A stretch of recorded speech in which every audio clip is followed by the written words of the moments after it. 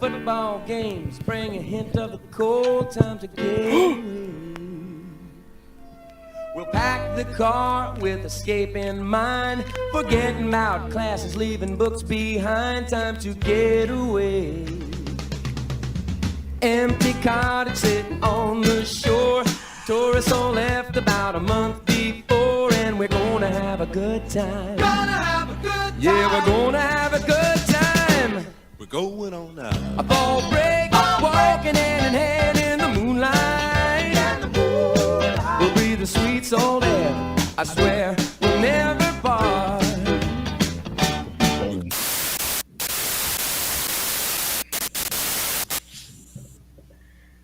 And what's going on, Gore and more? Gore Hounds. Holy fuck. I'm going to fuck that up right from the get-go. Let's bring that back. So it's not just TJ that strokes out. Nope. What's up, Gore Hounds? Welcome to the illustrious shit show that is the Gore and More podcast. I am your interim fluffy cunt boss, Mr. Big Johnny D. And with me, as always, is the Dark Lord of Knowledge, Mr. Chad Chrisman. What's up, bitches? And he is back from action. Would you do a little schooling last week? The Mr. Killing Machine himself. I had some schoolwork to take care of, but I'm back and I'm here to stay. Yes, the Killing Machine himself, Mr. Bobby Amone. What's up? So, yes, welcome, Gore and More. It is the 16th of November, and we are here to talk about Prince of Darkness. But first, Yes, we are. as always, does anybody else want to take it this week? Chad, Bobby? Oh, I cannot hit those notes, Bobby? I can't do that. All right, fuck it. If you don't want to, I'll do it. Sure, I'm about to embarrass myself. Do It's it. that time of the show for you. Slice of life. Very Big Johnny nice. D. Not bad. You start with me? Oh, you fucker. All right. Well, sir, I had a pretty chill week. Didn't really do much this weekend, which is kind of like, you know what, as an adult, sometimes it's nice to just say, you know what, I didn't do anything. Fuck it.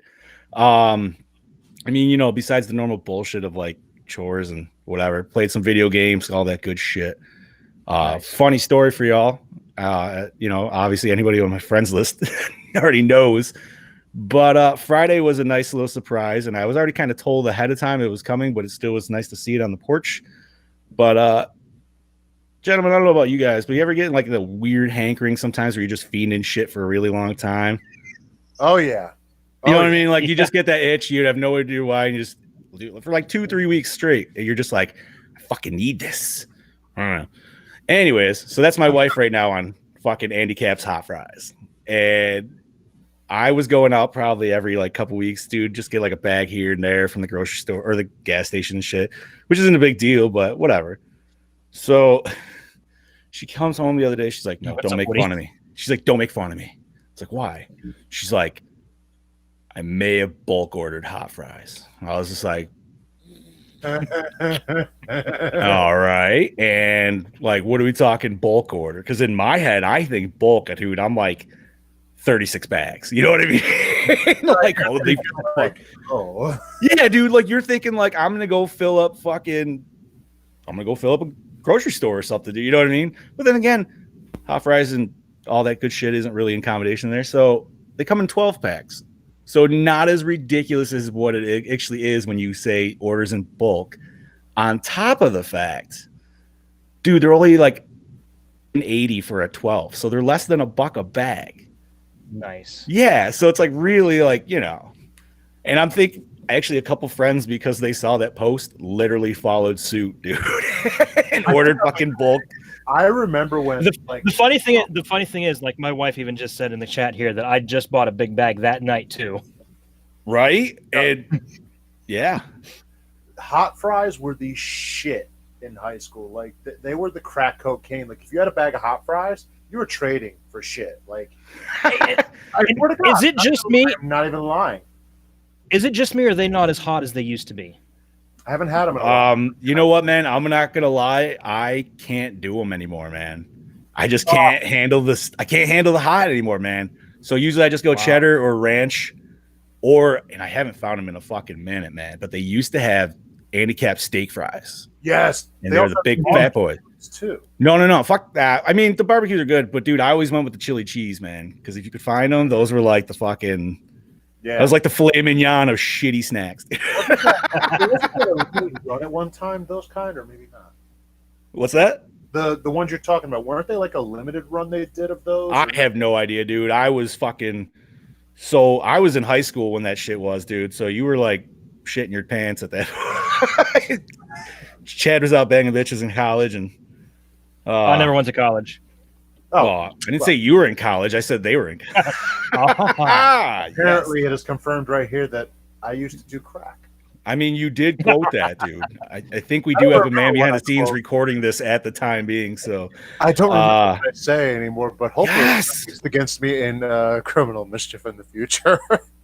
Your mom went to college. So I got to go with Jaggy just for the shout out because Dr. Pepper was my morning coffee as well in school. I loved it. But back to the slice of life. Other than that, man, just did a little bit of gaming. Didn't do any streaming or anything this week. Just like kind of held tight or laid back, and just played with some friends and bullshit like that. And watched this awesome movie. And because of Chad, I also have now a new streaming service to fucking pick through. One of many, but I was just like, what the fuck is Peacock? We'll talk about that later.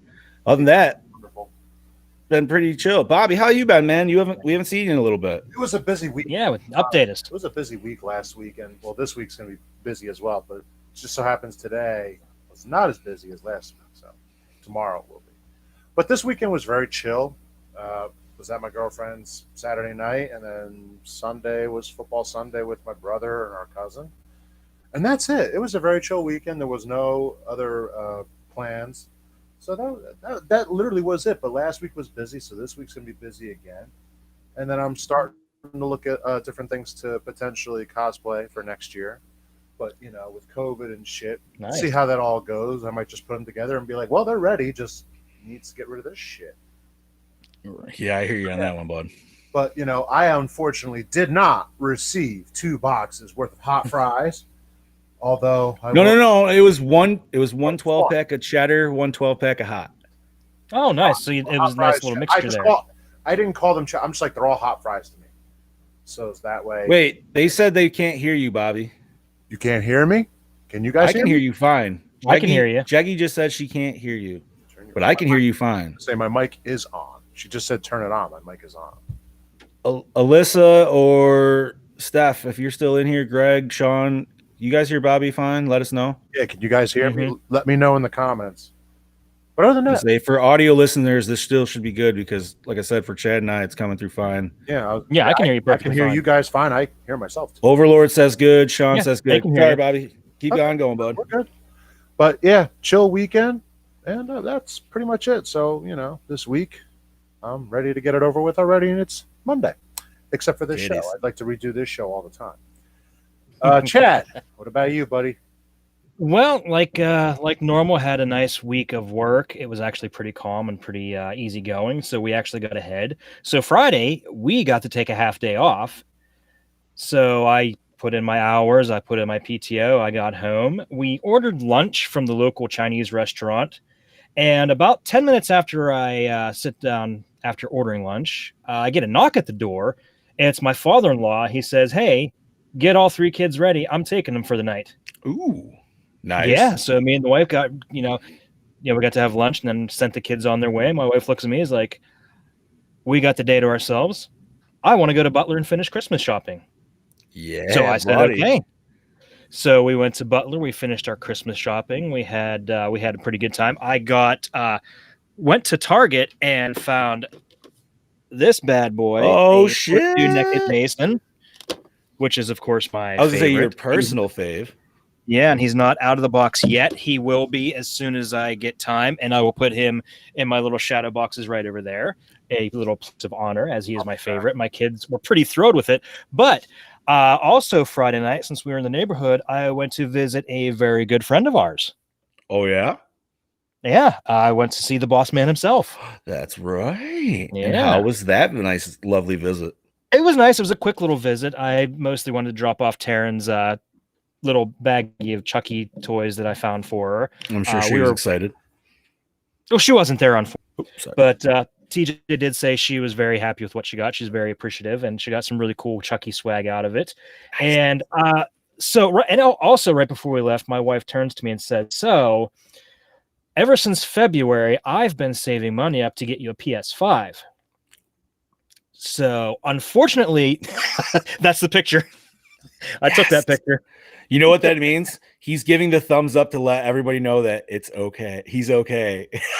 Chad did just barge in.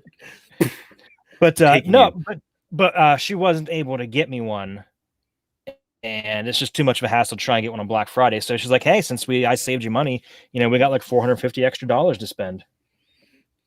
Nice. So we got some extra money. We would spend it on Christmas stuff, and actually we still have most of it. But then she sweet talked me into getting a couple games. Oh, okay. This makes. I was gonna say you did drop that little collection there you got. So. Yeah, she talked me into getting Assassin's Creed Valhalla, Watch Dogs Legion, and Miles Morales Spider-Man. Yeah, which thank you, by the way. I honestly I feel stupid. I didn't realize that was for fucking PS4 as well. I thought it was literally PS5 exclusive. So I was like, oh man. No, the nice thing is all three of those games are PS5 upgradable. So I'll have those as soon as I get a PS5. Sweet. So I'll have 3 free games basically whenever I do get it eventually, which probably won't be until, March or whatever. I'm not that worried about it. I've heard it's been having problems right out of the bat anyway. So yeah, I mean, well, dude, you run into that with any like first drop, you know what I mean? Like that always. Yeah, happens. I never bother getting a system right out of the. Oh, what's up, Brody? Yeah, I always wait like 6 months. Yeah, at least. You got to wait a while. You got to wait for that first, the second version drop, dude, for sure, or some kind of like special edition.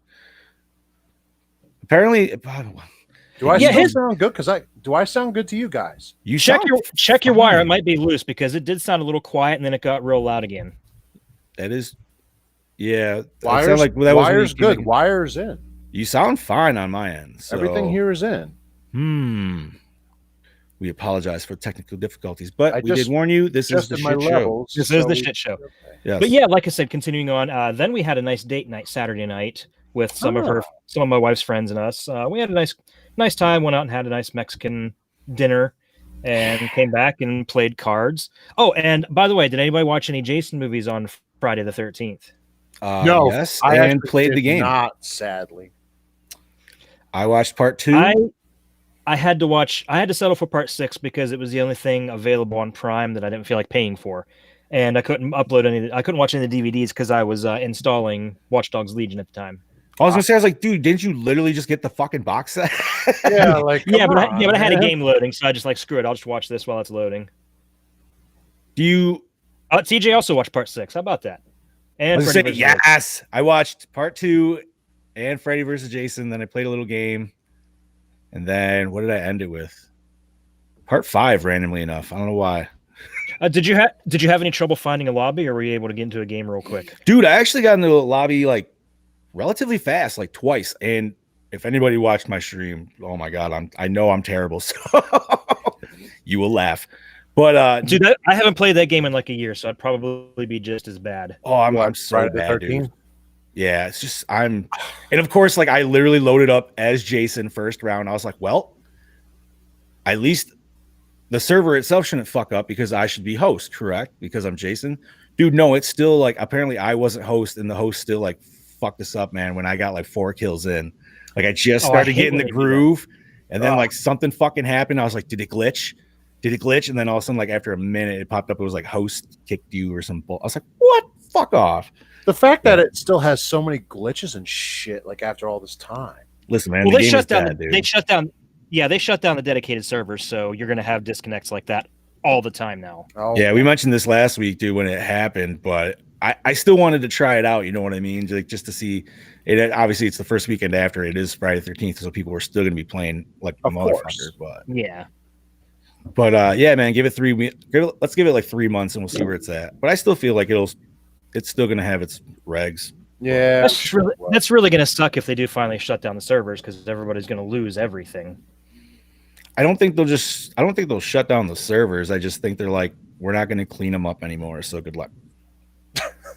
Like, and I always say that because, like, dude, so Ghostbusters, the video game, when it came out on last gen for PS3 and Xbox 360, Xbox 360 servers are still fucking going, bro. PS3 got shit on like years ago, and the new fucking return, like the Redux one that just came out, yeah, they fucked that multiplayer too. They didn't even give it to you. They were like, yeah, we'll get it to you. Nah, we're not. Nope. So, but you know what? Enough of that shit. I think we should. Yeah, let's talk about Prince of Darkness. Yeah. So, does anybody else want to do the rundown, or you want me to do the normal list rundown, and we'll go from there? I'll go ahead and do it. You want to do it? I'd never get to do that. So, I'll go right ahead. So Prince of Darkness, 1987, directed by John Carpenter, whose name speaks for itself. I think we're all quite familiar with his work in independent films. Who is he? Independent filmmaker, but he's getting loan. Written by John Carpenter as Martin Quatermass, produced by Larry J. Franco, and starring the great Donald Pleasance as Priest. That is his only name in the movie. Bullshit. Victor Wong. What? Victor Wong from Big Trouble in Little China as Professor Howard Barak. Jameson Parker as Brian Marsh. Lisa Blount as Catherine Danforth. Dennis Dunn as Walter. Susan Blanchard as Kelly. Ann Howard as Susan. Ann Yen as Lisa.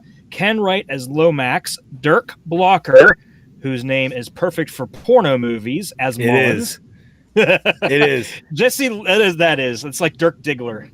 As soon as I saw, okay, so if anybody doesn't know who he is on oh my god, now I'm gonna fucking blank. Brooklyn Nine-Nine, and he's one of like the big dopey cops that are always like chilling at the table. Oh yeah. Now I know what you're talking about. Yeah. So like I kind of knew his name from that, but dude, you look at that name and for some reason that just stands out, and I don't know why. It almost looks like it says Dick Blocker. Maybe that's exactly what it is. So you're just like, wait, Dirk, what? Dirk Blocker. When I hear that, I think of that South Park episode, Dirk. Oh, so continuing on. Jesse Lawrence Ferguson as Calder, Peter Jason as Dr. Leahy, Robert Grassmere as Frank Wyndham, Tom Bray as Etchinson, and Alice Cooper as the street schizo. Yeah. I loved that he was in this movie and he made him. Never mind. Continue. Music by John Carpenter and Alan Howarth. Cinematography by Gary B. Kibbe. Edited by Steve Merkovich. Distributed by Universal Pictures. Released October 23rd, 1987. Runtime 101 midgets. Budget of $3 million. Grossed $14.1 million. Not bad. Damn. Yeah. Much more successful than last week's film, unfortunately. Yeah, I mean, They Live wasn't bad. No. Yeah, last week was me and you, dude. We did. That's right. Yeah. We did Lost Boys Part 2. No. Near Dark. That's right. That's right. Oh, man. So, gentlemen, anybody want to say my line? Roll Bobby. that beautiful bean footage. Nice.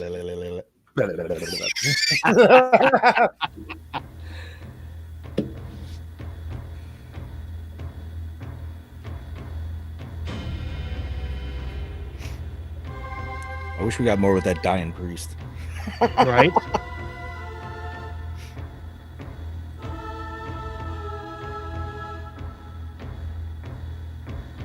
Anyone in close proximity has the same dream. What is it? A secret that can no longer be kept. It started a month ago. What started? A change in the earth and the sky.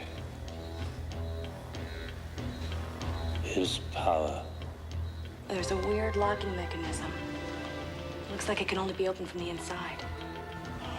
A life form is growing out of prebiotic fluid. It's not winding down into disorder. It's self-organizing. It's becoming something. What?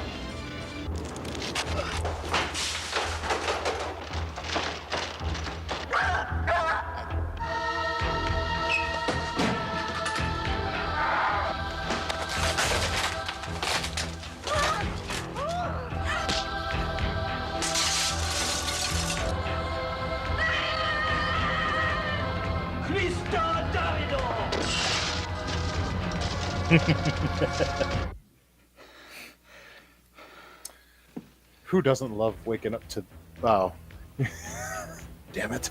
Dude, that's like almost the whole movie right there. Right? I mean, you get the beautiful, handsome Tom Atkins wannabe. And Right? He was very Yeah. Tom Atkins-esque. That is safe to say. That's what you Bro, get. if He had he a was not sweet trying to corn pull a mustache. Tom Atkins, come on, man. Like, Actually, he really wasn't, because his personality was so not as snappy. because he's not Tom Atkins. That's Exactly. why. I don't know, but he did pull a Tom Atkins by scoring the redhead. Thank you. Because I literally had to note that while watching the fucking movie. And I was like, bro scored in the first 20 minutes of the movie, totally pulled an Atkins. Like, I don't know how he did it, because he totally dropped the ball when he's talking to her. apparently not. I guess. Apparently he said the right thing. Like, I know it was kind of weird to hear the like the sexist talk and everything like that, because I was just like, wow, this is like 80s still. You know what I mean? Like, it just, but somehow, yeah, but he literally was like, hold on, let's flip this. Slide scene in bed. Like, perfect. I honestly, it was the mustache. It the was, mustache. dude. It is a Power of the stash. damn good stash, though. It was very well in the manicured. do you think she took a mustache ride? Oh, guaranteed. Oh, bro, that's not even a. No doubt. You know, like, I could have had that for a big question, but I think we already knew the answer to that. You know what I mean? Oh shit! Fucking A. Dude, this so good. Who wants to read? You want me to read it? I want Why you don't to you read do it? it because you Yeah, haven't do it, been buddy. here. That's why. I sure can. All right. All right. A sinister secret has been kept in the basement of an abandoned Los Angeles church for many years. Only in Los Angeles, seriously. With the death of a priest belonging to a mysterious sect, another priest opens the door to the basement and discovers a vat containing a green liquid. I don't know, it kind of looked like that licorice liquor. It's pretty good shit. Licorice liquor. That's exactly Licorice what it was. liquor. That sounds horrible. I was gonna say that. It's wonderful when you're drunk already. All right. Well, that could be said about a lot of things, but Shut up. The priest contacts a group of physics graduate students to investigate it. Unfortunately, they discover that the liquid contains the essence of Satan himself. And they also discover that he will release his father, an all-powerful anti-god. So, real quick, that's the essence of Satan himself. That's a lot of sperm. which can be noted that he shot it directly into the married woman's mouth, dude. Like, he knew. I never even made that connection. Really? I was waiting for someone. That was to get literally the first thing I thought about. I was like, oh, he just fucking cum shotted her, dude. Like, Wow. perfect. Like, oh, she started choking on it, dude. Like, oh my god. that. I should have made that connection. Anyway, Chad's The like, I gotta rewatch it now, dude. the liquid later comes to life itself, turning some of the students into zombies as the devil comes forward to release his father. Will these students be able to stop him? Now I can't fucking watch Will this they? movie the same ever So again. thanks, John. I feel like Thanks, John. zombies is kind of like a loose term here. I wouldn't say zombies. Yeah, But it's really not, because they were killed and then they came back. I would still say they're more possessed. like- though. Like, Yeah. So they're more like Deadites then. yeah. If so, I mean, I don't know if I could argue that one because I they're kind of plain looking deadites. see they all. I don't think they all Well, I necessarily. didn't say they died. were, but they're kind of like it, where they're, basically more or less dead corpses reanimated by demons. See, I thought the first couple didn't actually like get killed in any way. Because, like, you Well, I remember, think The girl I'm actually sure. didn't get killed. She right? The just girl got shot in the throat, Right. and then she got what I considered possessed, and then she possessed the Asian girl, and then the rest of them got killed. But then they like brought them back with it. I don't fucking know. You know what I mean? Like, something along those lines. this is kind of a little trippy movie, dude, for sure. This was This was an interesting period. So I will say this was my first actual watch, and I'm happy to note that we're going to be continuing the trilogy soon enough, because I haven't seen that one either.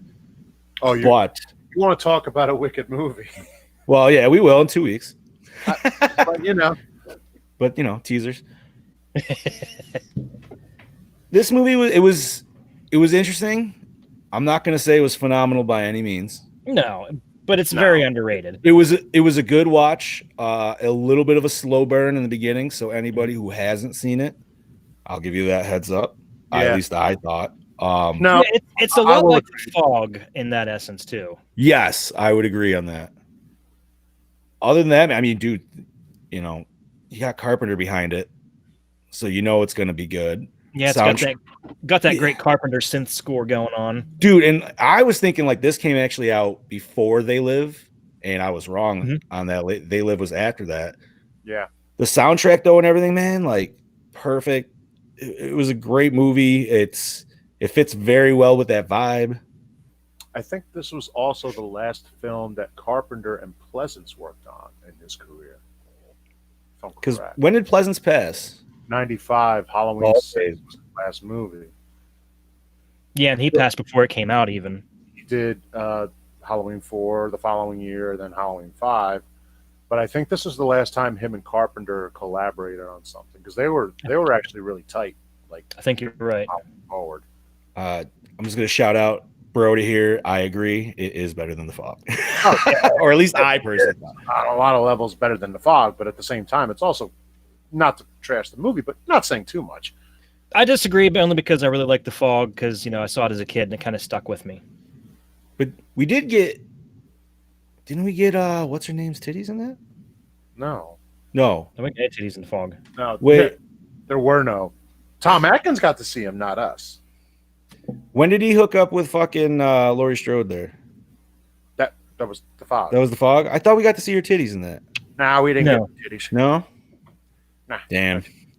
Seen too many movies with her, dude. They're just blending together now. I hate to quote Scream, but you never see Jamie Lee Curtis's titties until Trading Places. Oh. I think Trading Places was the year after. No, Trading Places was 1983. Oh my god! That looks like a phasmophobia shot, dude. Like Brody's the ghost, and we just took the snapshot before he's about to choke the shit out of us. Speaking of phasmophobia, did you see in the update they're going to make it so that dead characters will come back as ghosts to haunt you? I mean, you already come back as Ghost Vision, but okay. Super quick side note. I want to be, if I'm coming back as a ghost, I'm doing what Scuba Steve said. If I'm a fucking ghost, I want to be able to fight the other fucking ghost. God damn it. You know what I mean? Like, we should be on the same level at this point. It's on Bloody Disgusting today. Hold on. Let me check real quick and see what it said. But you know what? While we're checking that out, we should listen in from Brody and see what he says about this delicious movie. Hello. This is your DKB all the way from Australia. And today I'm going to be talking about John Carpenter's Prince of Darkness. Now, this is one of those films that I hated this film. I honestly hated it. Oh my god! All right, I got to read that. Audio listener. Upon repetitive viewings, I appreciate it even more. I understand the theme and tones, which they certainly deliver on. This film is very underrated. And I can understand it's a film that can divide John Carpenter fans. Like, it's a bit, yeah. But he was trying something new, and I appreciate that, especially with Carpenter. He's got that Lovecraftian, I don't know, sense, you could sort of say. Like, obviously The Thing, this, and In the Mouth of Madness, and also those three being in his Apocalypse trilogy. It's original, it's different, it's definitely got the violence there, which I like. And Donald Pleasance is in this film, so you can't go wrong there. I haven't really got much to say about this film other than the fact that I really enjoyed it. Obviously, cinematography is great, like always. It is a Carpenter film. Great film.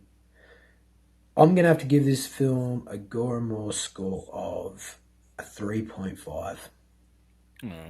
All right. Seems fair for me. Very interested to hearing what you boys decide on the score, and I shall catch you next week. Peace. Oh, thank you so much, Mr. DBK. Oh, we love you, Brody, man. Oh man, DKB, Jesus Christ, dude. Him and I actually had a discussion because I wanted to fucking like type him in when we were streaming, and him and I literally couldn't remember for a second. I was like, wait, is it DBK or DKB? And like him and I went for like 5 minutes, and I was like, wait, no, it's double gang of bang. You had to fucking think about it. It's like, right, dude. I was like, so say that shit 5 times fast, dude. Like, fuck. Okay, so here it is. Originally, when a player met their demise, they spent the rest of the round in limbo where they can see the ghost and other players. Now, dead players can grab non-equipment objects and toss them around to mess with their friends who are still looking for the ghost. Oh, that's fucking awesome and shitty at the same time because you're gonna get some douchebag friends, dude. Oh man, Brody. So for our audio listeners that heard us bust out laughing right during Brody's speech, I didn't want to interrupt that, but he said, haha, that is me playing Phasmophobia and pulling my dick at the same time. And I'm gonna give him a little clap for that. Oh, thank you. Yes. So 3.5. I think we're gonna use that like last week. We'll use that for our TJ score. So yeah, I think that's pretty fair. Yep. Let's see, gentlemen. So we kind of discussed. We got our fan view. Mm-hmm. I think we take a peek behind that curtain. What do you say? All right, that sounds good. Chad, I want to hear what you got because this film's got quite a bit. I've got some good stuff. You ready, guys? Go for it. Alice Cooper originally asked John Carpenter if he could come to set just to watch a special effect, due to Cooper's manager also producing the film. Carpenter eventually decided to offer Cooper a role as the leader of the anti-God worshipping street people. Ironically, Cooper became a born-again Christian later on in life. Yeah, it was probably right around the same time, too.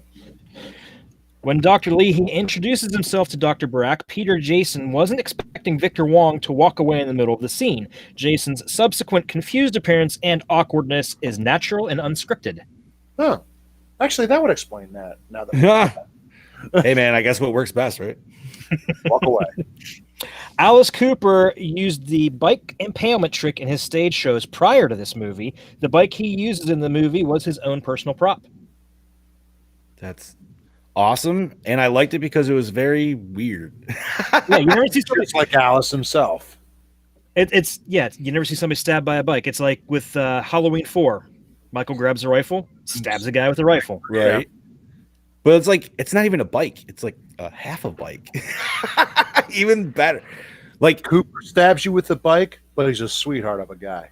little side note, and I was really hoping it was going to happen, but I was hoping that they would have, like, because the way he landed on the wheel, I was going to hope like he was going to like roll down the alleyway, dude. It should have rung the little bell. Ding, ding. Did it have it on that end? Yeah. Oh, No, that was on the other side. Yeah. Dude, I was just hoping for the roll away or something, dude. I thought that would have been great. Oh, by the way, did you notice the song that the guy was listening to as he was getting impaled? Yes. Okay, give it to me because I was trying to figure it out and I just couldn't. Tell Prince of Darkness by Alice Cooper. Thank you. And I think that's probably going to end up taking best song. Which is a great tune, too. Oh, yeah. Name me one bad Alice Cooper song. I'll tell you you're wrong. I like that. I love Alice Cooper. He's thinking. Identity Crisis. Identity Crisis? Yeah, that's what it's called. Look it up. All right. Nah, it's not one of my favorites. I can tell you that. You know what is my favorite, though, dude? What's that? I don't know about that. All the amazing stuff sold by our sponsors. Yeah. So, Chad, if you don't mind, we're going to take a quick little. Oh, my Lord. I fucking love it. Oh, that's great. So, hold on, Gorehounds. Here we go. We're going to listen to our sponsors and go buy their shit. Go buy it now. Do it and buy it up. The man in the chair is working his magic. I think we might have to do away with that flashing logo. Hey, you! Hey, listener! Yes, you! The sad sack sitting there listening to this awesome podcast. You know why you look like shit? Well, that's because you aren't wearing Project Louder merch. It's a proven fact that wearing Project Louder merch increases your likelihood of not looking like shit by at least 35%.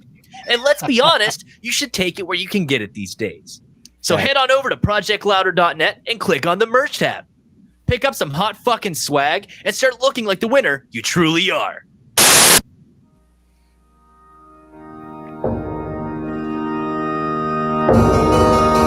Hello there, creepy ghouls. Do you like spooky things and horror movies? Then Cabin 13 has the stuff for you. Check out their selection of horror-themed props, pins, busts, action figures, collectibles, and more. You can find them on Facebook and Instagram. Be sure to visit cabin13.com and buy something, or I'll kill you! Marcio Charlie's Horror Costume Studios. Premium hand-sculpted latex masks, butts, and hoods. Everything is handmade and painted by Marcio himself. Be sure to check out his wide range and selection of products over at Facebook and Instagram at Horror Costume Studios.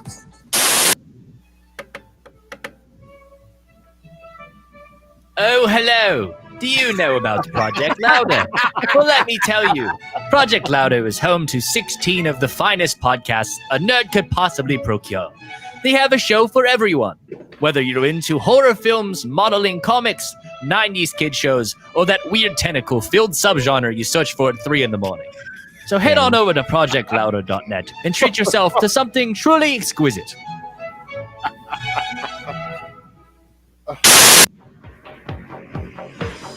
Graveyard Classics. Horror-themed tees and posters, professional in-house screen printing, and Jaclay prints. Powered by Death Style Art and Graphics. Go see what you can dig up over at graveyardclassics.net. Come on down to Mask by Lance, premium Friday the 13th custom-made hockey mask down there in Tennessee by Lance McKinney. Find him on Facebook and Instagram over at Mask by Lance. Go order one now, boy. Yee-hoo! All right, and we are back. Hey, if Kaufman did that flashing "They Live" logo, that's fucking fantastic. Yes, it certainly is. Did your eyes adjust to it eventually?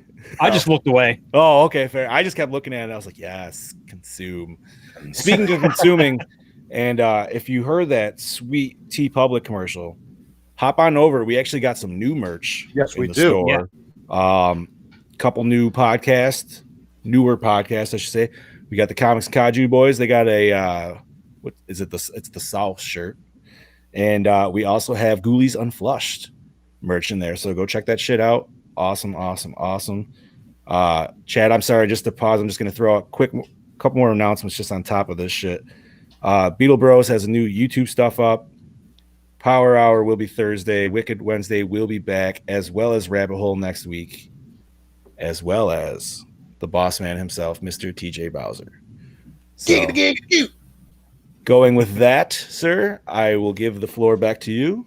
Sounds good, brother man. So, screenwriter John Carpenter is credited as Martin Quatermass. The pseudonym is a homage to Professor Bernard Quatermass, the lead character of the Quatermass experiment. If I have to say Quatermass one more time, shoot me. In the original press notes... Okay. So he picked the name from his favorite sci-fi stuff. And a further nod to Carpenter's influences, the character Wyndham is named after science fiction author John Wyndham, and Anne Howard's character is named after the star of The Wasp Woman, Susan Cabot. The Wasp Woman? Yeah, it's an old 1959 movie. Yes, and it does exist. Yo, quick side note: are we ever gonna like dip back into like 50s horror and stuff like that, like 50s sci-fi shit, anything like that? I mean, we could. I mean, is there ever that chance? I've been asked before. I've said I'm not opposed to it, but I said I'm not opposed to either. I would love to watch the original House on Haunted Hill for everyone sometime. It would be cool to do. Why not? Dude, that's definitely the ones because those are the ones that we can look up for on free domain. You know what I mean? See if we can actually do the watch alongs. I'd tell you guys got any suggestions? Give us all a little shout out. Let us know. Yeah, absolutely. Just on Facebook, tell us what you got, and we can see what we can do. Yeah, definitely. So continuing on, the parts played by Donald Pleasance, Victor Wong, and Dennis Dunn were written specifically for them by John Carpenter due to his enjoyable prior collaborations with them. You see that, of course. The recurring dream was shot on video and filmed off of a television screen. Dude, I loved that. Talk about. I was so happy when you finally get the full at the end. You knew that was gonna be right towards the end or at the very end. You were gonna get that full vid.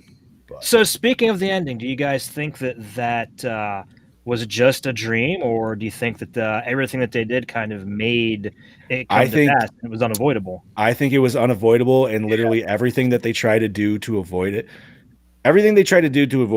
literally set the path for what was supposed to happen. Yeah, I agree with that as well, because there's just no way. It set it up way too perfectly. What there's something kind of cool like that. I'm trying to fucking remember. It was like, usually you meet your destiny on the path to avoid it. So that kind of goes hand in hand. I mean, I should have said, we probably should have been like spoilers, but I think this deep into the podcast, it don't. I wouldn't necessarily say it's a spoiler. No, really. Fair enough. But the video was sweet, dude. Yes. Yeah. Alice Cooper states he was directed to act emotionless and brain dead by John Carpenter. The street people were soulless. And I feel he did a very good job with that. Oh, yeah. He has that distant look in his face the whole time. It's perfect. Why was he so pale, though? Well, I'm guessing it was just makeup, because his hands weren't as pale as his face was. Right, and that's what I was trying to figure out. I was like, why didn't they make his hands that... Like, if he was supposed to be like albino or something, like, why didn't they make his hands white, too? They probably didn't think about it. Probably. Hey, or it was just like they let Cooper do his own thing, and he's like, I'm still wearing makeup. Fuck off. That could be. I mean, that's a pretty good question, For a actually. budget $3 million, we can't do the hands. Like I said, dude, maybe it was his own, like, you know what? I want to do this. And Carpenter's like, fuck it. Do it. Who's going to say no to Alice Cooper? Right? Nobody. We're not worthy. This is John Carpenter's first film that he made independently since Escape from New York. Not only because of the box office failure of Big Trouble in Little China, but also his frustration was from working with the studios. And I love Big Trouble, dude. That is in my top 10. It's a fun little movie. It is, man. Like, it's so ridiculous. It's so off the wall, and it's so amazing. Like, anytime I'm flipping through the channels and I see it's on, I sit there and watch it. If you're a fan of Mortal Kombat and you have never seen that movie, you need to do yourself a fucking favor. Yes. I know I've said this before, but I feel like we got robbed of the perfect crossover movie. Could you just think Big Trouble in Little China versus The Golden Child? That would be good. Was that supposed to happen? No, but can you imagine if it did? Did Bobby freeze? Here. Whoa, Bobby like stroked the fuck out. Yeah, we're kind of losing Bobby. Bobby, refresh, buddy. Oh shit! Am I not back? Dude, you were like, wow. Yeah, that was pretty bad. Well, let's wait for Bobby to refresh before we come back and finish these behind the scenes. Yeah, dude. Like, oh man. So let's talk. We'll see. We can talk a little bit about the movie then, man. So yeah, like I said, first time for me to watch. I don't want to go too much because I don't want to. I'm trying not to like dip into our questions for later. Mm-hmm. But no, man, like it was an interesting watch, like I said, and it definitely fit with the aesthetic of They Live, even though that came after the fact. Mm-hmm. And They Live is definitely a little bit more action based. I think I enjoyed that one a little bit more per se than this. Well, They Live was his whole anti-capitalism. This was like, right. The end of the world is coming, and there's no way you're going to stop it. Which I'm still fine with. Like, you know what I mean? Like, it was this. It was weird because like it wasn't slow, but it was in the beginning. You know what I mean? Like we still got our Atkins light, and he still got laid in 20 minutes, dude. And like you got this weird setup of like you got two lazy-eyed motherfuckers talking about some weird like devilish. Did you notice that too? By the way, they had opposite lazy eyes. I don't know if that was supposed to be a thing or not, but I was just like that. Like distracted me for the first 5 minutes. Probably. I was like, it's my internet. I am hardwired in. I don't know. Shit, internet. He says. I don't know what's going on here. I'm hardwired in tonight. Ooh, yeah, you are, baby.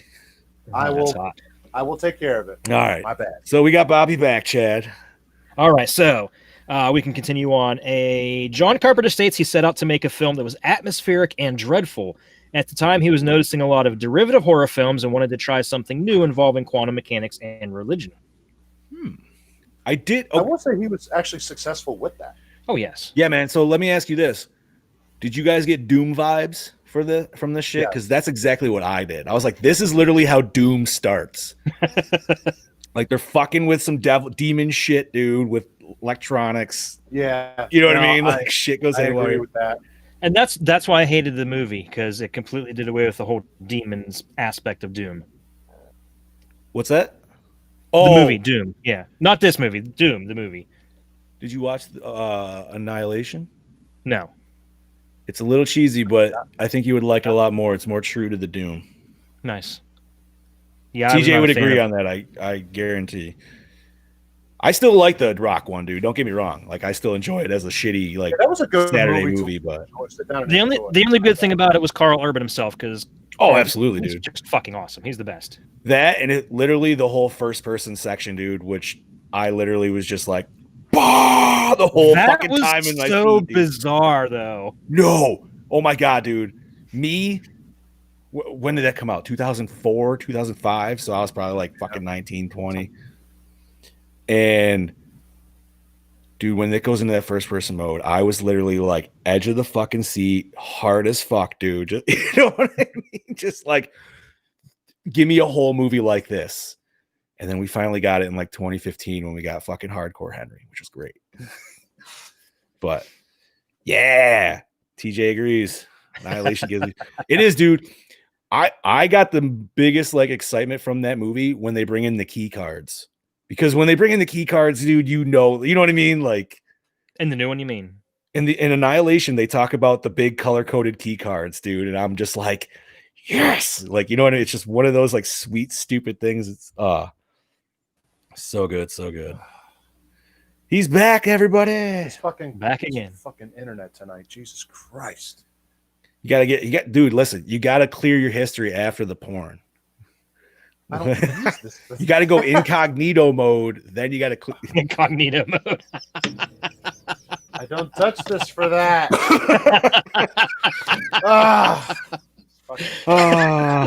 Anyway. Okay, so continuing on. I already mentioned, listen to Prince of Darkness. Okay, the genesis of the project came from Deborah Hill describing a dream she had of a vague dark figure exiting a church, which filled her with dread. John Carpenter developed the story around this idea in hopes of recreating the fear Hill really felt. Clear the porn, Bob. Jesus Christ.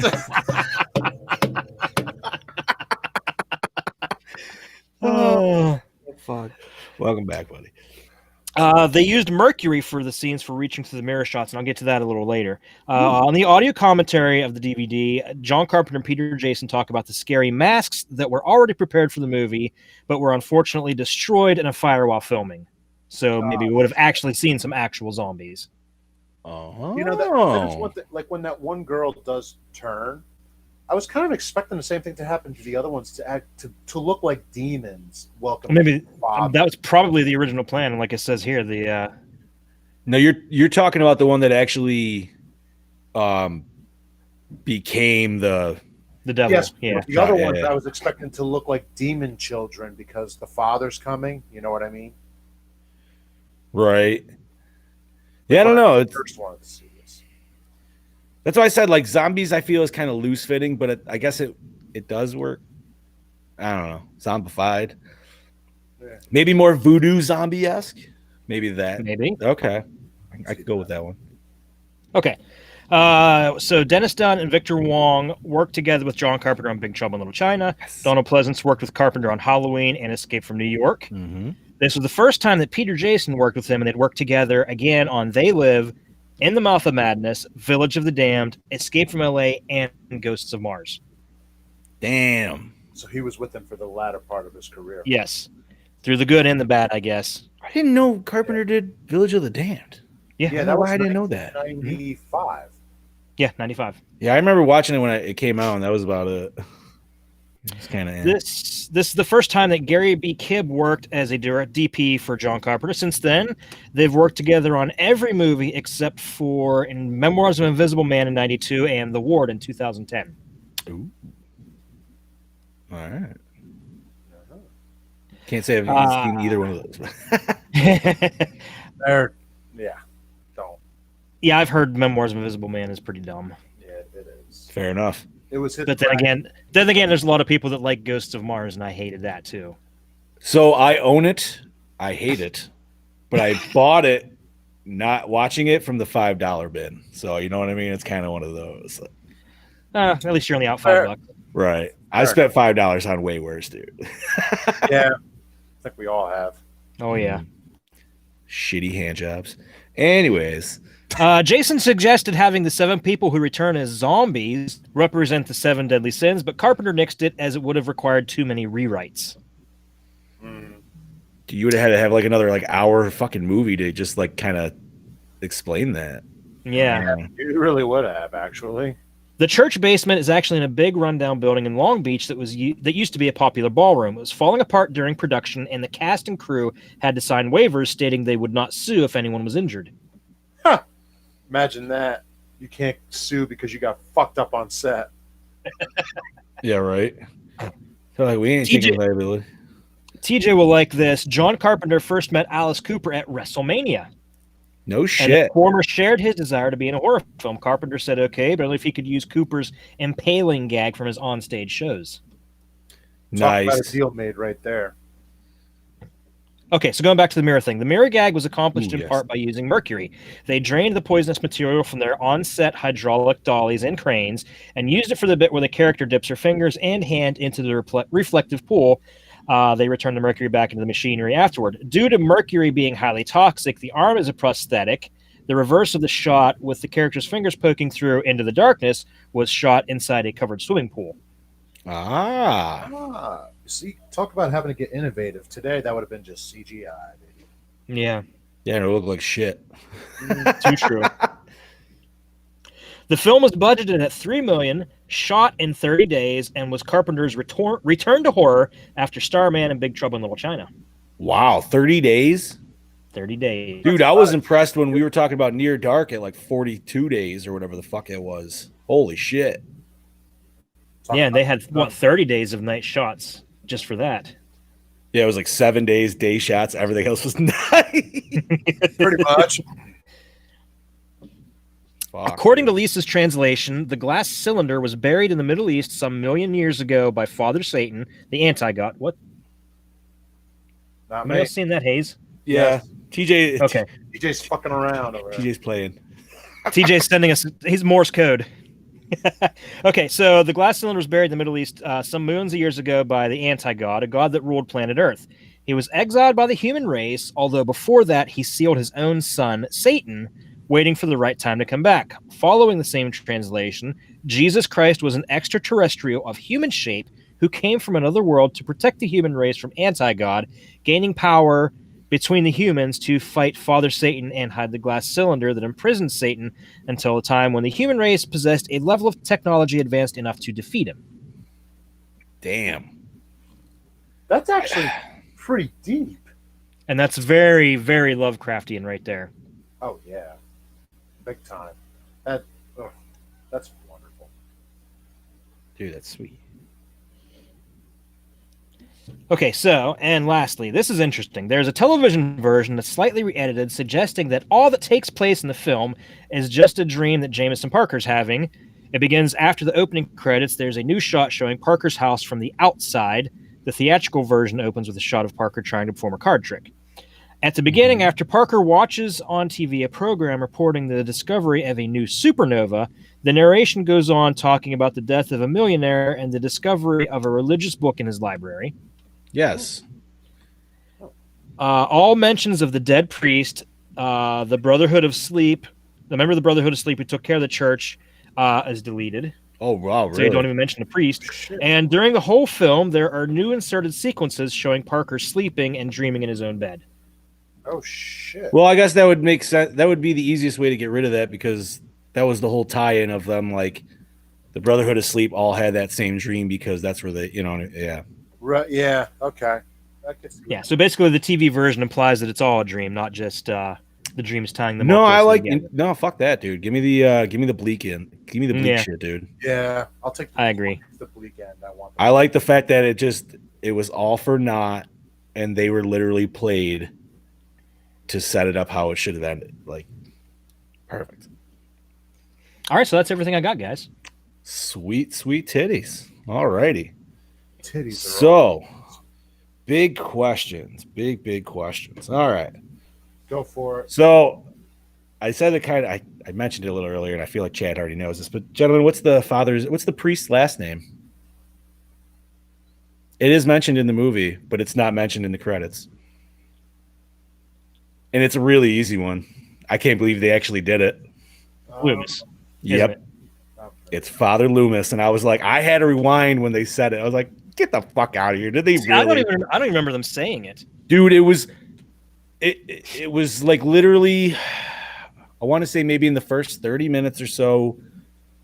I feel it's like when they're talking, when they first get to the church, like as they're all like the groups are like meeting up together or something like that. Like, it was just weird. And I didn't believe it because I tried looking for it again the next day and it took me forever. I'm like, I couldn't fucking find it. I'm like, did I hallucinate that shit, dude? I looked it up, dude, and it is in there. Like I had to actually like deep search for it, but yeah, they went with Father fucking Loomis, dude. Oh, they're not wrong.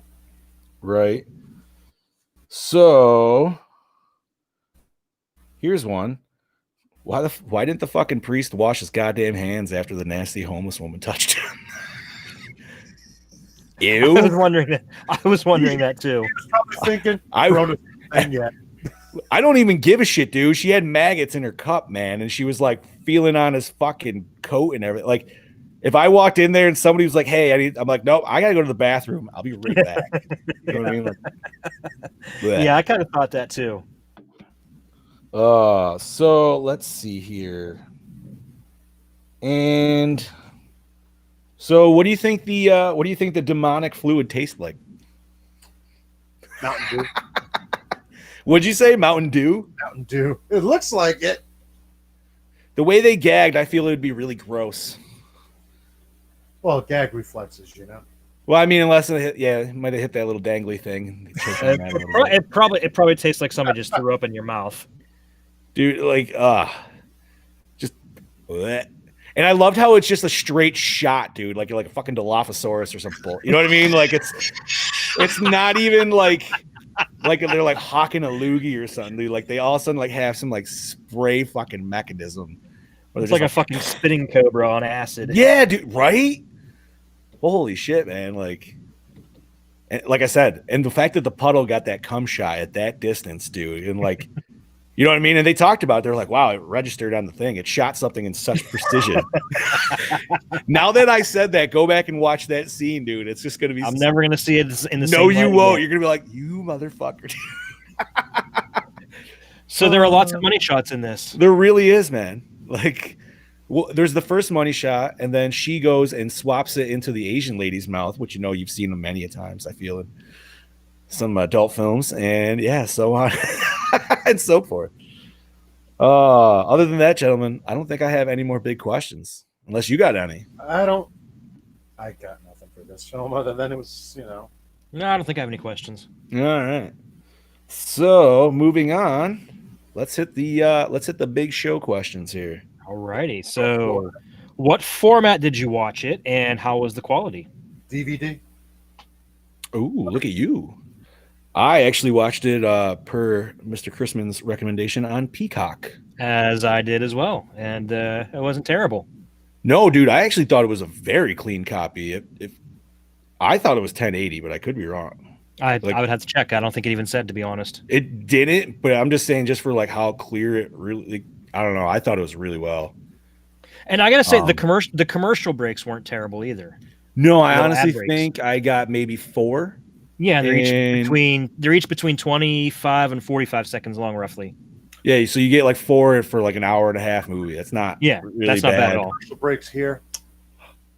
Well, listen, man. Some of us, you know, we got to help our gorehounds out there, man. Some of them, you know, like us. We got to make that sacrifice. Right. We're going to find where the fuck we can do it. Like we brought it up next week. That is going to be a new thing. We're going to tell you exactly where to find this shit so we can fucking find it. I even added that to the show notes, if you noticed. Did you really? I did. It's at the very bottom, right after the rating. I love you. Thank you. Perfect. Okay, so douche of the movie, gentlemen. Ooh. This is a tough one. Really, it could be the priest because he kind of dragged them into this. Yeah, and when things went down, he just kind of ran and hid and just kind of left everybody else off to fend for themselves. Yeah, and then He really did. say Victor Wong because he dragged his students into this. Well, I mean, okay, so the priest, even I understand what you're saying that he did drag, and he did probably, him and the teacher both brought people in this without saying anything, which is wrong. You know what I mean? That's always what, like, the biggest fuck up you could ever do in any movie. But you try telling somebody right off the bat, listen, we're going to try to go prove the existence of fucking demonic life with technology. Yeah, I can fully understand the need for secrecy there, just Correct. in case somebody, told the media or something. Right, or like outed you to the dean and all of a sudden like you're fucking you know what I mean? Like all right, I could see that. All right. I'm gonna go so you know something? Priest for me. He did ditch. He ditched pretty hard. I don't know though, man. I would say either that or the dude with the rockin' fucking mullet that ended up getting killed out in the alleyway. I'm gonna disagree with you both and go with what's his face from Big Trouble in Little China. Victor Wong? The teacher? No. Wang from Big Trouble in Little China, because he was just a flat out dick. He was, dude. Like, he was hitting on the Asian girl, but he was hitting on her like so mean, dude. Like, yeah, and he's like, "Oh, hey, anybody tell you could pass for Asian?" So yeah, what the fuck was that, dude? I don't understand, but that was just weird as fuck. Yeah, I didn't get that at all. That must have been some weird 80s joke, dude, that just missed me completely because I was just, nope. Until he said that, I'm like, wait, she wasn't? But I don't know if they just wrote him that way because he also talks about like Chinese food a lot. Like I feel like they stereotyped him really bad, dude. You know what I mean? Like it wasn't. He looks at her and goes, "If I don't come back, you can have my Porsche." What the? You ain't got it yet. That's true because he even said he's like, "Wait, why did I do this? Oh yeah, to be 40 and a millionaire." That's right. Yeah, like, he was a dick. You know what? I think I'm gonna have to agree, dude. That it was a toss up between the priest and him, but I feel like the priest, once again, the priest put himself in a situation where he knew it was going, but then like he got to the point where he freaked out and couldn't handle it. He tried to come back and redeem himself. I get it, but I would have to go with Wong, dude. I like how he takes all the credit. I stopped. You did not. Right. Technically, dude, he's the one who fucked it all, man. If he didn't break the mirror, Atkins Light could have pulled her potentially out, and she would have been good to go. You know what I mean? Like, and then they could have broke the mirror. Yeah, correct. Had a totally different ending, but and it kind of begs the question of how they come back at the end. Yeah, I was wondering that too, actually. And why is she not all fucked up like the other bitch was? Yeah, why is that? There's a lot of questions that we'll never know. Well, because I would have, just my assumption, I assumed she came back. She was possessed by the father at that point, not by Satan. You know what I mean? Like, right? Yeah, that's probably the most likely answer, but who knows? But how she got out after 12 years? Right? Because the video was 1999. Yeah, something like that.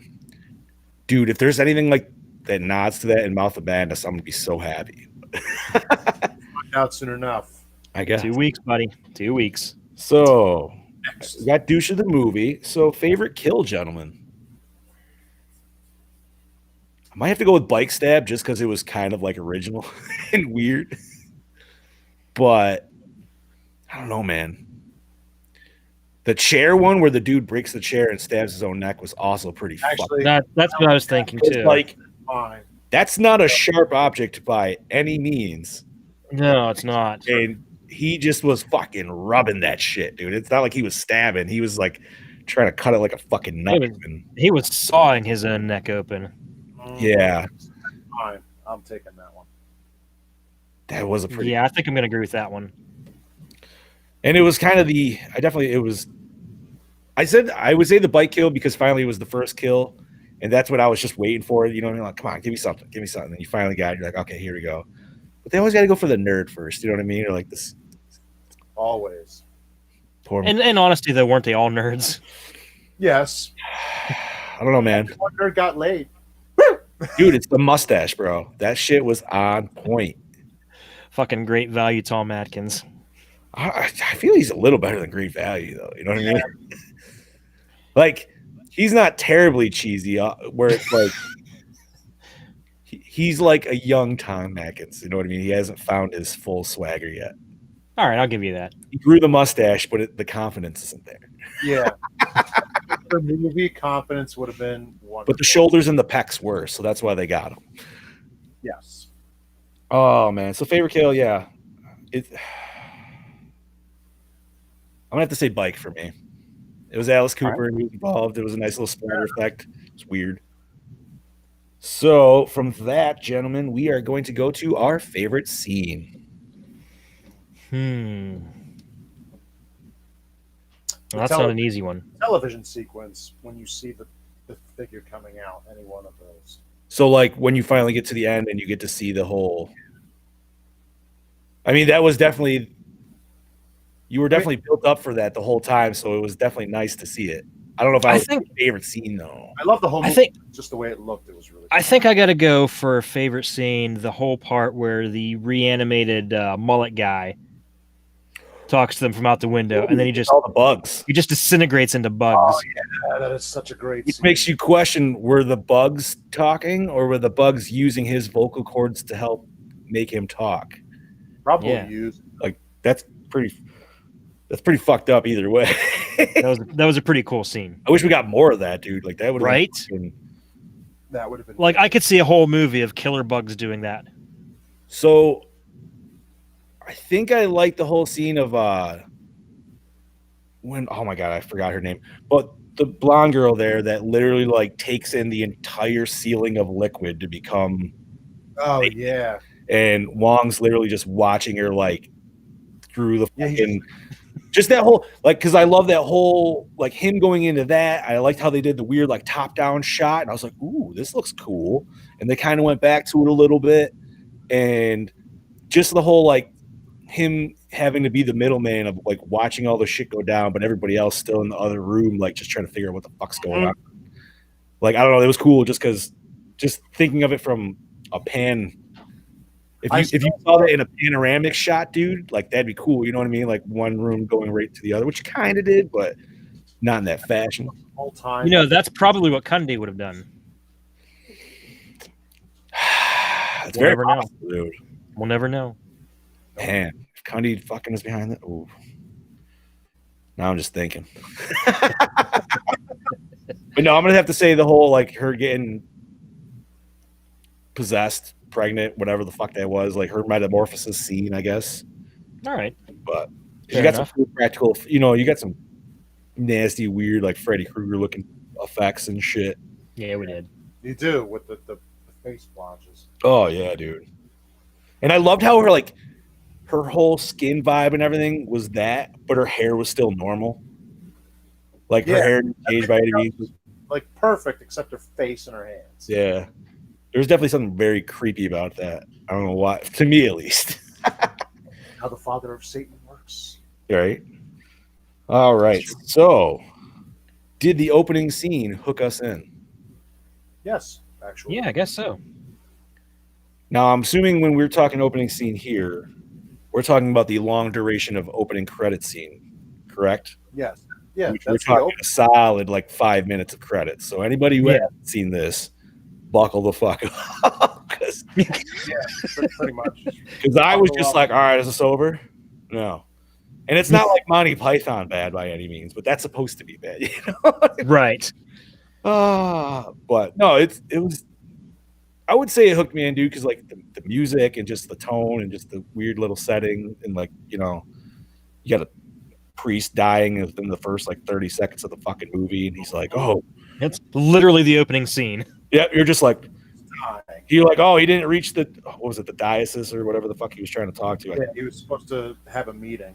Yeah, and you're just like, oh. You're like, yeah, he was always here. He protected over the church, and he went in this room every day. Dun dun. And you're just like, all right, we're fucking in it. We're in this now. Yeah, it's a pretty good way to explain it. Yeah. I mean, it's not like it was fast paced by any means. So if you're listening to me the way I just said, don't expect it like that exactly. Yeah, expect the way John described it, but drawn out over 5 to 10 minutes. Correct. But still good. Still sets up the character for priest. Yes. I love it's just Priest, Father Loomis, and yeah, you get the classmates and all the other good shit. So, all right, on to one of our favorite questions: best tits, redhead, hottest girl, best dick. You going with redhead? Okay. I think Chad's conflicted. I'm probably going to go with Chad's other confliction choice. Myself, I'm going to go with the Asian lady because I thought she was. It's a toss up between three of them for me. Three of them. You got the redhead. You're going to go with the radiologist chick, aren't you? Yes. She she was. She was. She was. Yeah, she was Very, strangely hot. Yeah, she's very married. Very married. Very married. No, I just thought he was like very married. Right? Yeah, but he was still being a fucking creeper in the doorway, dude. Like, you know what? Yeah, right. He's one of the dudes that's like, just because there's a goalie doesn't mean you can't score. You know what I mean? I have literally never heard that expression. That's great. Oh no? Well, now you have. Wow. Welcome. We're dealing with 44 years. I don't think I've ever heard that phrase. Well, now you can expand that onto somebody else and make their day. Oh wow! I'm gonna have to bring that up tomorrow at work and let the guys hear that. They'll get a kick out of it. Good shit. Good shit. So yeah, I'm gonna say, man, dude, the radiologist was cute though, but I'm gonna have to go with the Asian girl. I wish I knew her name. Unfortunately, I do not. I'll have to look up what else she's been in because she looked really familiar. And I mean, dude, I have to go fucking Jameson Parker as Brian Marsh, man. You know what I mean? Like, he's a handsome dude. He had that sweet stash. He is stash, yeah. Stash dude. He had a good old physique. It's the next best thing to Tom Atkins. Yes. Literally. He just doesn't have the swagger, the refined taste that is. No, not fully anyway. Dude, every time I think of Atkins, though, I need that Halloween 3 shirt. God damn it. I need it so bad. If you think Halloween 3 sucked, it's because Tom Atkins slept with your mother. That is a great shirt to have. So good. Since we're talking about Tom Atkins, what would you guys say is your favorite Tom Atkins film? Night of the Creeps. Well, I haven't seen them all, so I don't know. I can't judge. I haven't seen Night of the Creeps, and that's what I put it on my list for next year. That's a damn good one. I mean, dude, I liked him in Maniac Cop. I liked him in Halloween 3. The My Bloody Valentine remake, too. Why I like it. Oh, yeah. I forgot. Man, I haven't watched that in a minute. Fucking Jensen Ackles there. Oh, by the way, Supernatural ends this week. I'm very sad about that. How many seasons? 15. And they like split this last one, right? They split it weird or some bullshit. Because was it COVID that actually split it? Oh yeah. It was supposed to have been over back in like May. It was supposed to be the finale, and of course, they only had a handful of episodes left to film. Like they had all but 2 or 3 of them were completely filmed and just waiting on special effects, music, stuff like that. And then COVID shut everything down. So they just said, you know what, screw it. We'll just finish it with what we have, and we'll pick it up next season. How long's going to be the last episode? Is it going to be like one of those like 2-hour bitches, or is it? It says it's 2 hours, but I think the first hour is like behind the scenes stuff. And then like the actual episode itself is an hour. Man, give you like the good you know what I mean? Like that good finale that you need. Well, this is actually a wrap up of the whole series. Like they did the season finale last week. Okay. That wrapped up the story. Oh, really? Yeah. Yes. So this is just filling in the blanks, pretty much the last couple episodes of everything. Like, yeah, they said when they talked about it, they said the next to last episode is the season finale, and then the final episode is the series finale. So it's going to wrap up everything. Gotcha. Hot damn, dude! I am so far behind on that shit. I never sat down for it, so I got, dude. I can't remember, man. Like once they killed off Bobby, I kind of got pissed off. So I was like, I'm fucking done with this for a little bit. I mean, I watched the episodes where he came back as a ghost and shit, but I was like, it's not the same. Not the same. Well, then they went to a alternate reality and found another Bobby. Right here. So they mixed the show with Sliders. Kinda. Yeah, there was this post-apocalyptic world. Bobby was still alive. I don't know if you remember Charlie, but she was still alive. Oh, Charlie Day? Yeah, Felicia Day, yeah. Or, yeah, Felicia Yeah, Day. I know. Yeah, but yeah, she wasn't still. She just wasn't the same Charlie.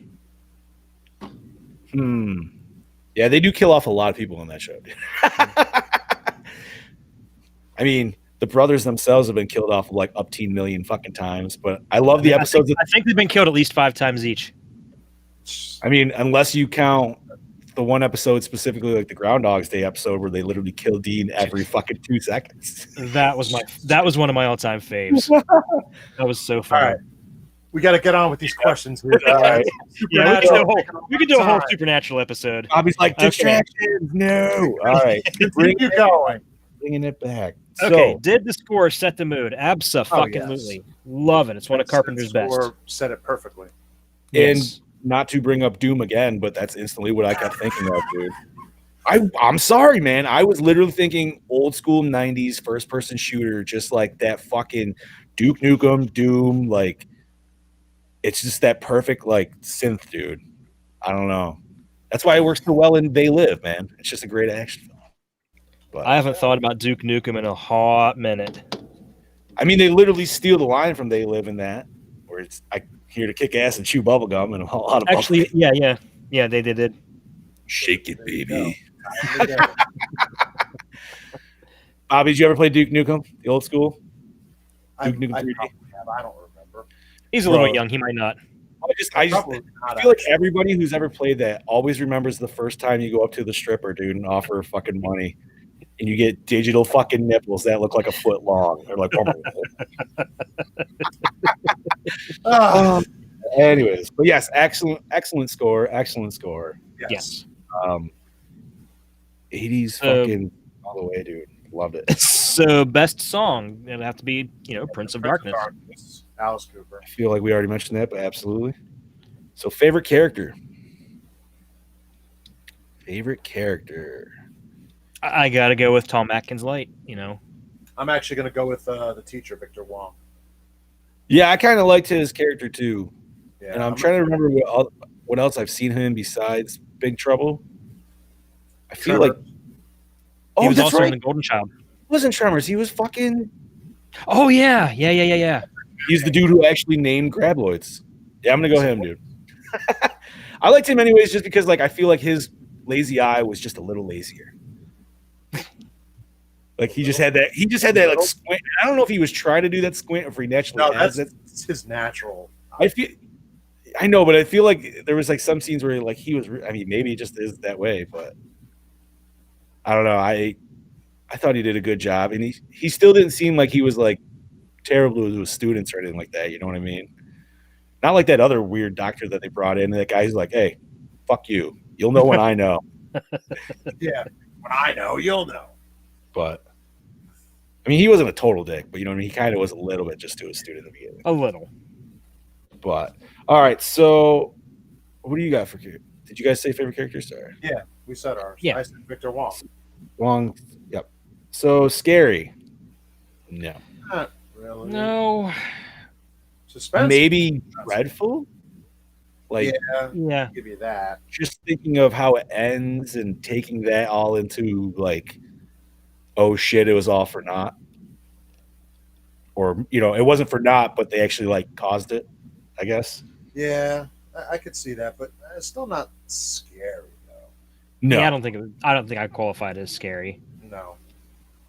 I mean, unless you have like a thing against bugs, it could definitely creep you out in a few scenes. Yeah, that can Sure. that can make you feel a little uneasy. Right, little heebie-jeebies. I mean, it's not like arachnophobia.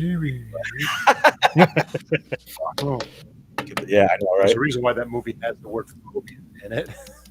So, does it hold up today, gentlemen? I mean, I think so. I would say yeah. yeah. Yeah.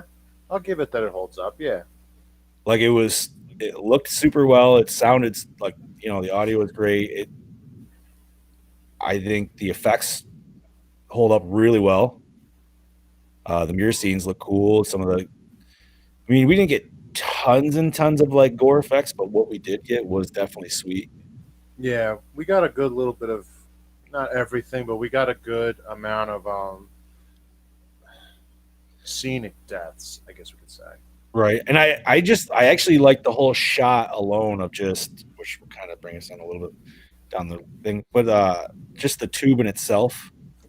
I don't know. It just, you don't see cool props like that anymore. You know what I mean? Like, yeah, the green shit and everything, it looks maybe comical to nowadays. I don't think so, but I can see where it could be. Yeah. But just weird sludge covered fucking green swirling ooze. Like, I don't, you know what I mean? Like, it's just as cool. You don't see a lot of shit like that nowadays. Like you said earlier. And you won't. Crap. And so I would say, yeah, it definitely holds up.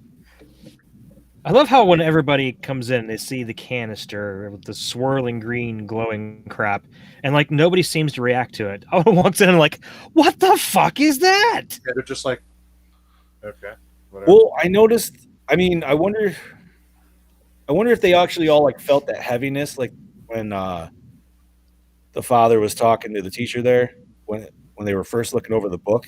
Yeah, And like, he said, yeah. Did you know, I felt it for over a month now. So I wonder if you're just kind of like taken in by that, like, you know what I mean, like instantly come down and they're like, Maybe they probably were, I'm sure. but I still feel it's weird that they never like told them what they were really trying to like figure out. You know what I mean? They're just like, just run test. Yeah. Test. Go all for the it. test. Just go for it. All the tests that you could think of, fucking do it. So, acting, good, bad, meh. I think the acting was good for this movie. It Absolutely. was pretty good. There was no hammed in, there was no cheesy. No, they were all pretty straightforward, actually. Yep. So yeah, I would say it was really good. Cinematography, gentlemen. I think this was shot fairly well, actually. The lighting. Yeah. Well, I mean, the lighting was, I don't want to say basic, but it fit for what we got. I did like the outside shots of, like, I like the shots of all the homeless people and everything, especially when you do the couple like window shots, you see them piling up a little bit more. The random shots of bugs I always enjoyed because it helped. You know, especially like, dude, when you first see him, like all the ants on the back of his TV, you're like, how the fuck does he not notice that? Dude? You would notice like a million fucking ants on your TV, but the shots at the church were pretty cool too. When I liked all the shots of the chamber where the container was, especially before they had all the equipment in there. Yes, because they had all the candles and all the crucifixes set up. And dude, could you imagine like if you went through and like counted how many crucifixes were in that fucking, like just that shot between down the hallway to that room? Holy shit. They were everywhere. And yeah, that just looked cool because like anything in Catholicism, they still like decorate, you know what I mean? Like it was still put up almost on its own like altar. It still had a red carpet out to it and everything like that. Even understandably, they had all the crucifixes and rosaries and all that shit to try to like maintain it. Well, that would look cool, man. Like that would just be a cool, like, even in a haunted house, man, if you just had like that room set up or something like that. You know what? We should see if Cabin 13 can make like a little prop of the container with swirling green light. I bet they fucking could. That'd be pretty sweet. Christmas ornament. Anti-Christmas ornament. Well, you just said Christmas ornament, but in my head, I was thinking like, imagine if that was your manger scene, was literally just that altar with the fucking green.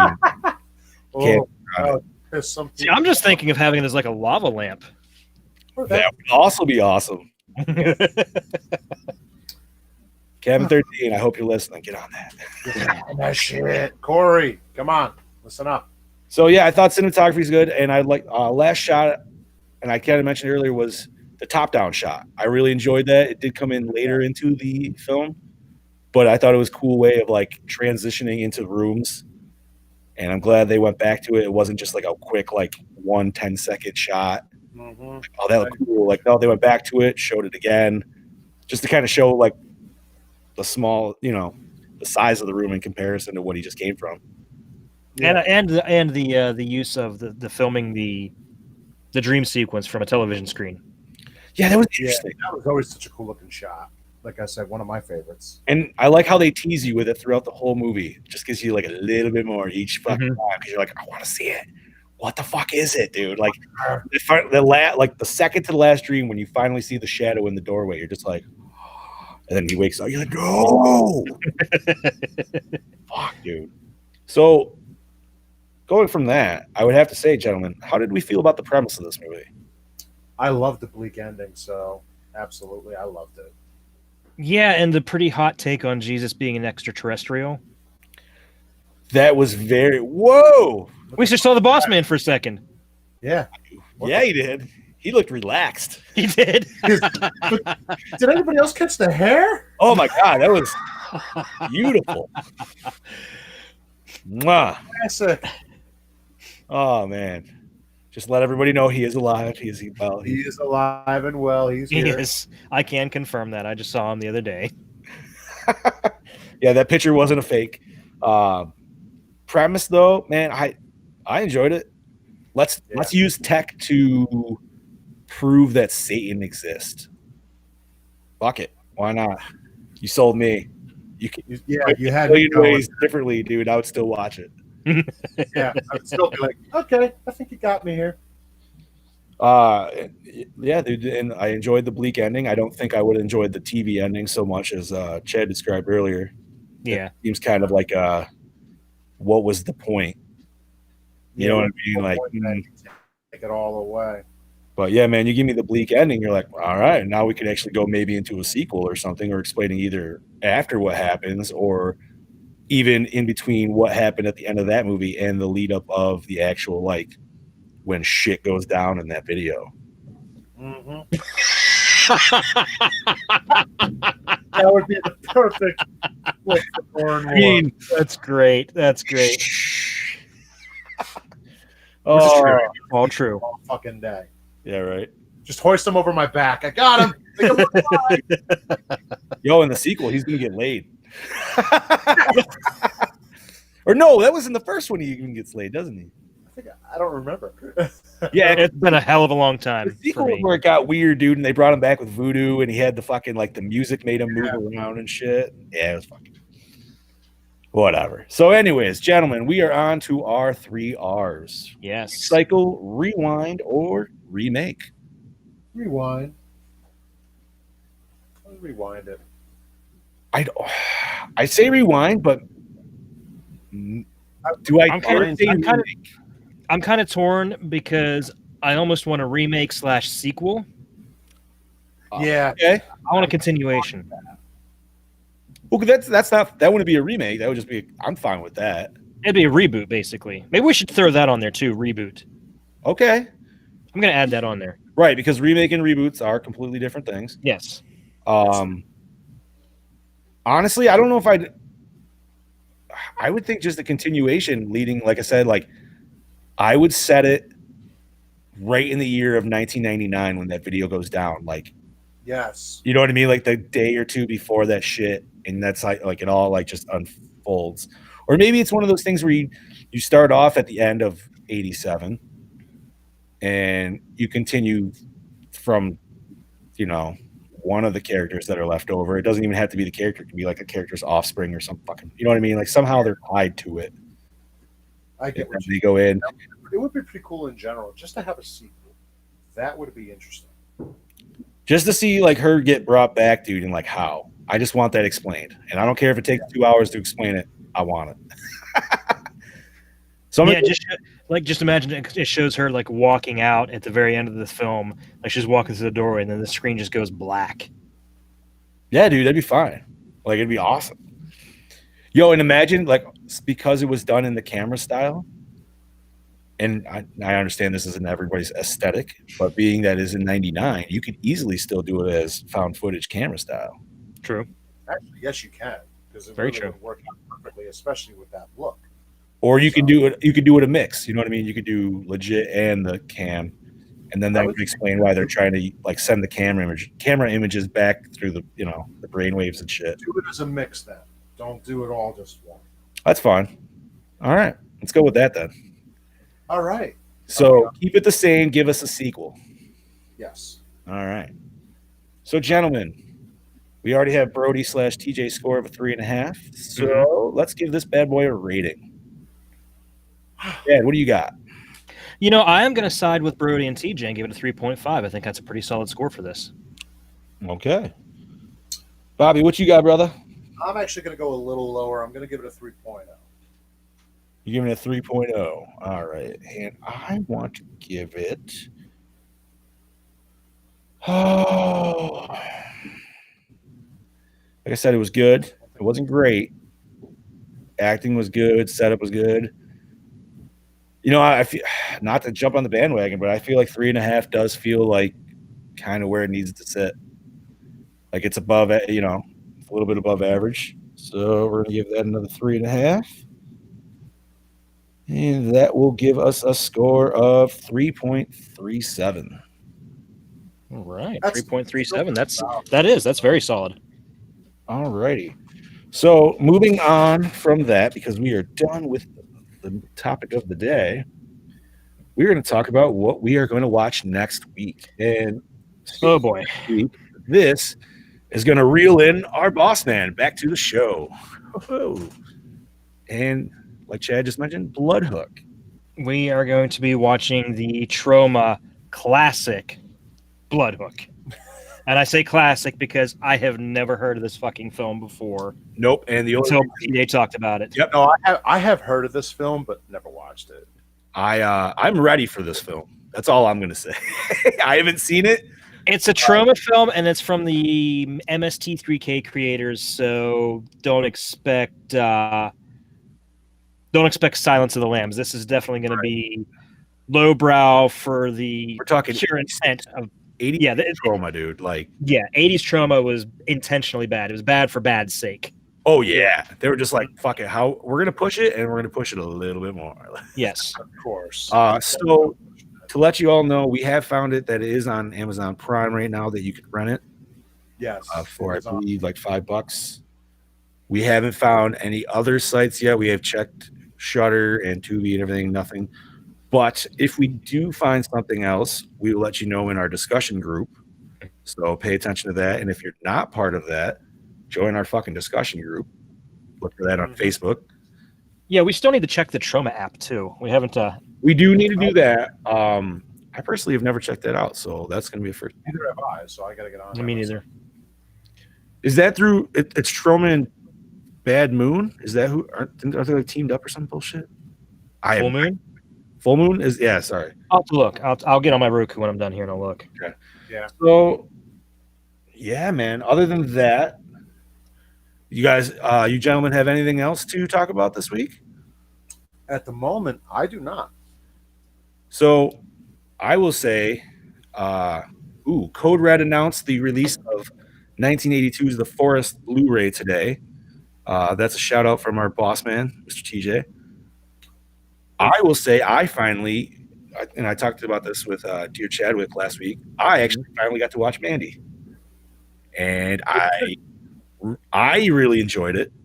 I can definitely see where that's not going to be everybody's bag.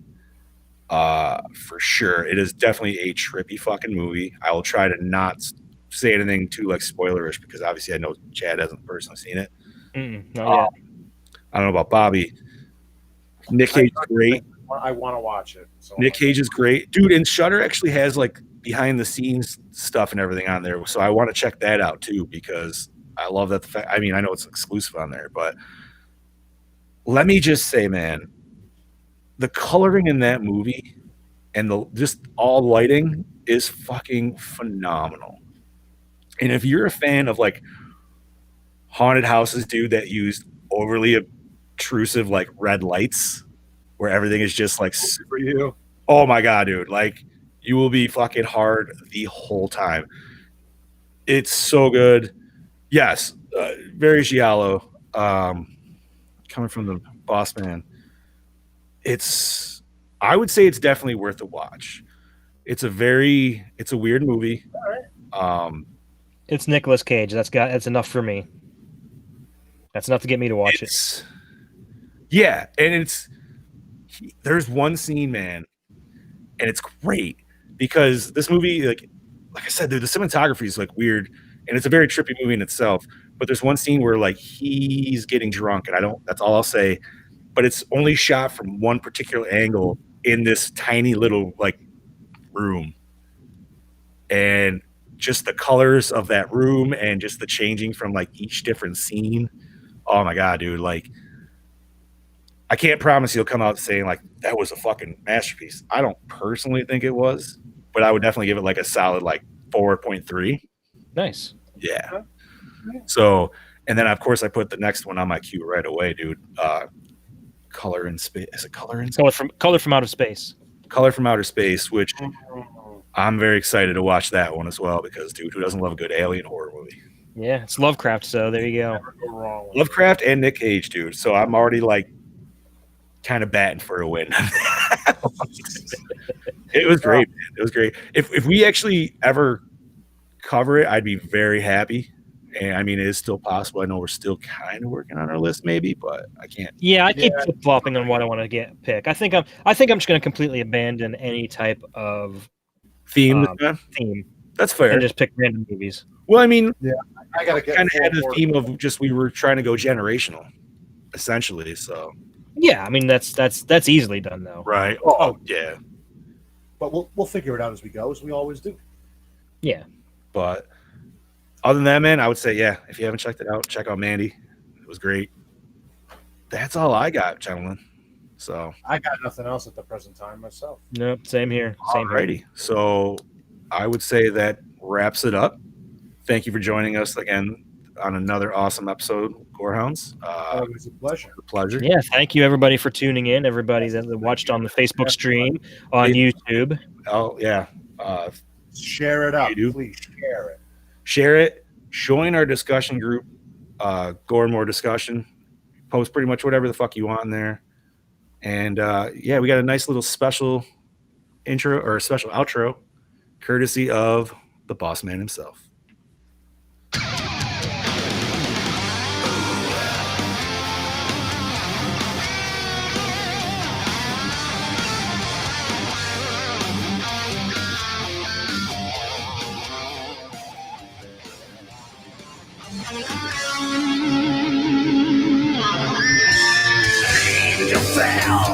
Stormy nights from heaven's glory, spit the earth, raining hell. Whoa, whoa, it feels the night, it feels the truth, it feels what's gonna be. It spits on night, it spits on God, it spits on death for you and me.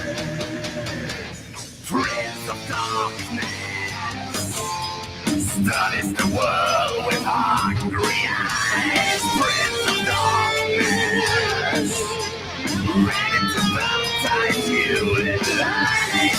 Born of evil, so bright. Prince of darkness.